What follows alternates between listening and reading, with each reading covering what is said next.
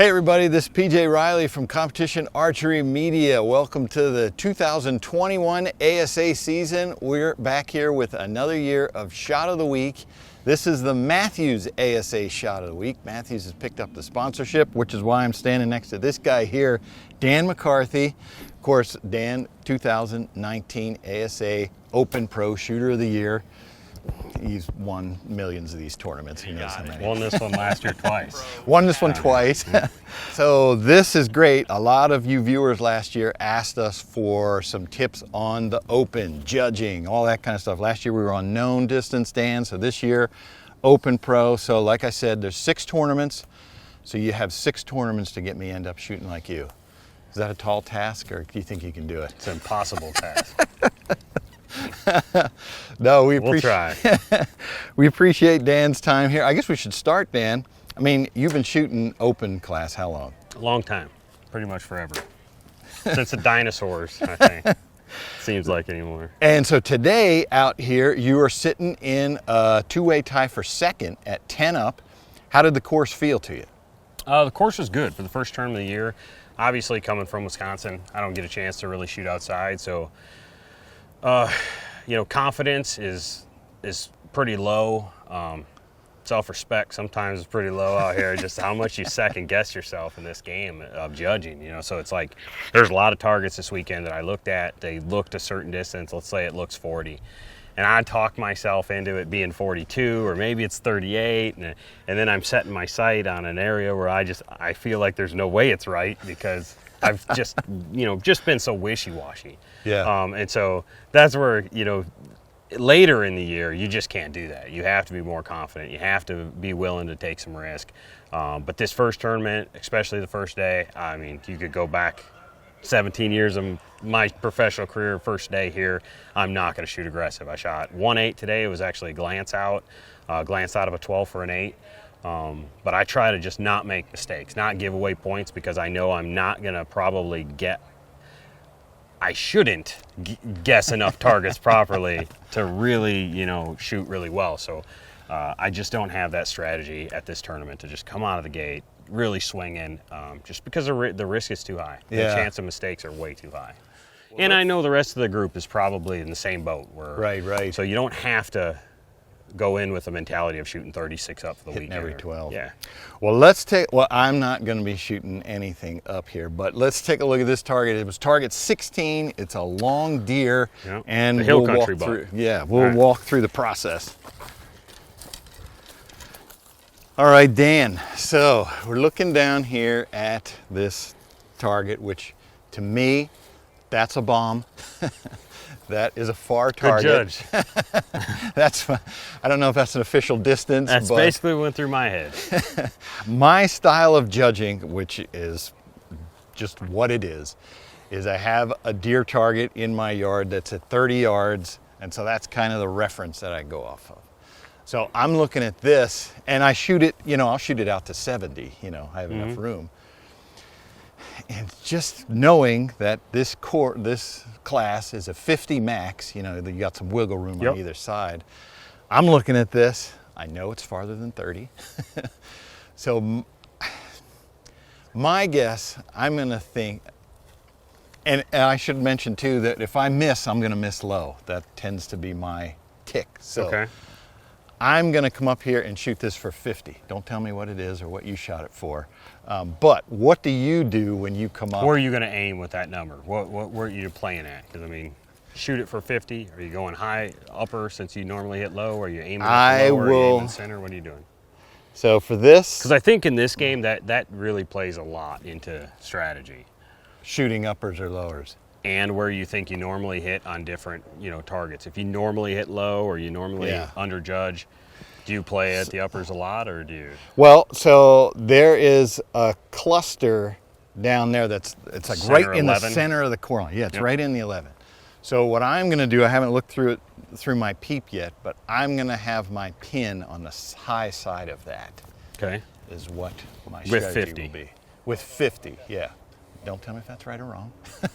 But when you come up, what are you thinking? How do you So are judge? you going for a lower 12 or an upper 12 on that?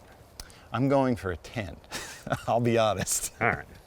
If I'm going to go for 12? Either What? 12. He's going to call either 12. No, I won't call upper. So let's go with that. Okay, well, if it was me, like, I'm not going to tell you what, how to do it, but for me, what do like, you do? you're looking at 50-yard max, right? So I wouldn't put 50 above center, where that's what you're looking at doing. Yeah. Because why? I mean, chances are you're going to hit at your pin or high. So if you're putting your pin above the middle of the 10, then you're really giving yourself a very, you're rather than having the top half of the 10 as error, if you aim dead center 10, Right. and having an equal amount of error both ways, you're actually aiming high and taking away that error by the top max. So if I was going to if I was probably going to put a big number on it, I would either aim down at it, personally, feeling if I'm going to make a good shot. Right. That's what I would do. I'd either favor the bottom side of the 11 if I was going to aim center 10, especially if you're going to call the lower 12. Right. I should mention that you're talking aim bottom of the center 11. I know I won't be able to see that from here. No, but I mean, there's people watching that would understand exactly what I'm saying. For sure. So for me, the way I approach it is similar to you. I'm going to walk up to this target. I looked at it initially, gut impression, that's a long shot. This is a tough target, so I have to decide based on my score and strategy that I kind of played out in my head, how much risk do I want to take? And I want to take just enough risk on this target that I feel like I'm giving myself a sniff at a 12, but I'm not really going to shoot an 8. So I'm thinking, 80% 10, 20%, 10% 12, maybe 70% 10, 20% 12, and a 10% chance or risk at an 8. Maybe even less than that if I can. So I don't really want to shoot an 8 at all. So I'd rather shoot a 10 on this target, move on to the next one. That's what I look at it exactly like you did. I think it's a long target. Personally, I've shot this target a lot. I don't think it's quite 50. Okay. And so what I did, I can't tell you what I did. Can I? No, that's okay. But I don't think I didn't think this target was was quite 50. Initially, just walking up to it, but it looks 50, and then so that's how I played it. I aimed at the giving myself a chance at the lower, but I was going to aim safe. I really, like I said, wanted to try to clip the top of the 12, if anything, and not take any chance of shooting an 8 on this target, but try to just barely clip the top of the 12. All right. So my strategy didn't work on this, by the way. I missed the 12, but I was close. It was very close to what I wanted. I just hit just over what I wanted. Gotcha. If I'm shooting if I think it's 50 yards, I might actually shoot it for like 53, 54, just to factor in my error factor. It's a lot of error factor, PJ. Hey, I misjudged a target 2 days ago by 9 yards. You need to retie a loop. That's good. That's archery safe. That's another video in itself. All right. So I'm sticking with it. That was my plan. I'm going to set this to 50. I don't shoot with my shades on anymore.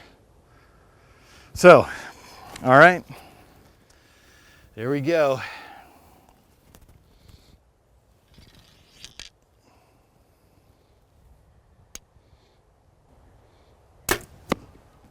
Look at the wicked left. Good height, but just left. But see how that was me. You're above center. You're top of the 10 height, but left. And so that's why I'm saying when you're looking at that at a long target. I was trying to bring the pin back and my release went off. That's all right. Shoot it again. All right, let's shoot it again. What the heck? That's the shot. It's a 5, I believe. Maybe an 8. This is why this is a shot of the week, because we get multiple opportunities. Yep. No, that's a 5. That's an 8. It's an 8. Is it an 8? Yeah, it's solid 8. Right underneath or inside Everything line. was good except right at the end.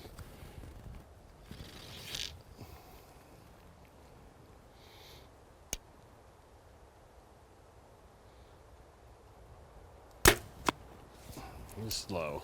Just under the 10. Yep, just under the. Good line though. That's a bomb. Yeah. And that's the hill country buck. And so we got this here. This is a known course afterwards, so it's okay to have this. You guys already shot. And I got 49.7 is the distance I got. We know I aimed 50. It's in that range. You tell me what you shot it for.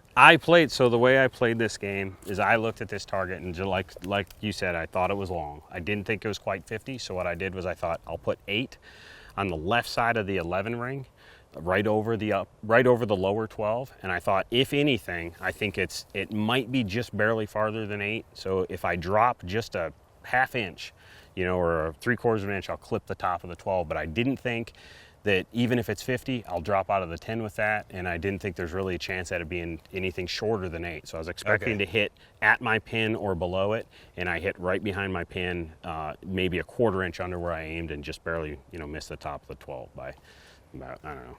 I can't remember, but it was like a little bit. Well, all right, let's go down there and see exactly where I hit. All right. We know it's that top one is the one that counts. All right, Dan, so this was the initial shot. This was my first one there, and that is an 8.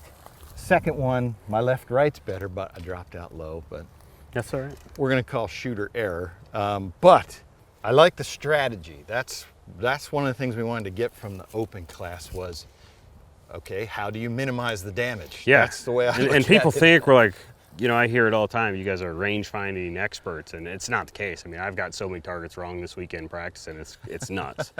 Like, it's bad. Yeah. And so it's more about making really good decisions and keeping yourself like realistically in check with your ego, your confidence, all of it, because I know I'm very capable of huge mistakes out here in yardage, and so what I'm trying to play is like risk reward.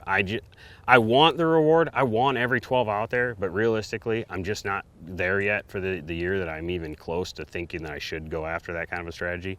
So it's more about just not laying back, not being just too safe. I mean, you have to be willing to lose, but in order to take enough risk to win. But at the same time, you just can't, a target like this, it's this far on day one, you can't win it on day one, you can only lose it.